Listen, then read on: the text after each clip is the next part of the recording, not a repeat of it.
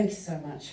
This means an extraordinary amount, particularly in a year of exceptional performances, spectacular performances by women, you know, with female experiences that drive and shape the narratives that they're within. And so I want to thank the critics, obviously, thank you.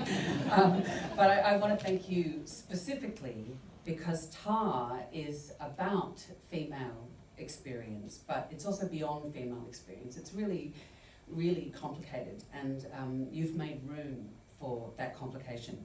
And personally, it was the most freewheeling, free-form, free-flowing, exhilarating, challenging, and creatively dangerous film set that I've ever been on. And it was full of ambiguity and the stuff that we as a species, I think, find so hard to unpack and discuss and pin down. Not only the stuff inside the systems that we work within, but inside ourselves. And so Todd and I, whilst we were laughing and crying our way through the process of making the film with the most engaged set of collaborators, and it's wonderful that the exquisite sound design was recognised tonight, because the film would be far poorer without it.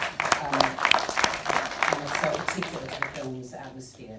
Todd and I would say to each other, sort of on a daily, if not hourly basis, how the fuck are we going to talk about this thing that we're making? You know, in order to keep the raw process that we were experiencing and the dangerous atmosphere and the often conflicting threads that were inside the film, that we're in the process of making it, how are we going to keep that alive for audiences so that they could relate to it and discuss it and own it? And not try and too quickly pin it down. And that is what I really want to thank the Critics Circle for. Not just for this lovely paperweight, which will be on my desk. I'll show my children, they won't care, but I'll show them anyway. But for keeping that complication alive, and for responding variously and passionately, positively, negatively, but also for allowing audiences the space to wrestle with the film themselves beyond the obvious. And you've given them the space to laugh.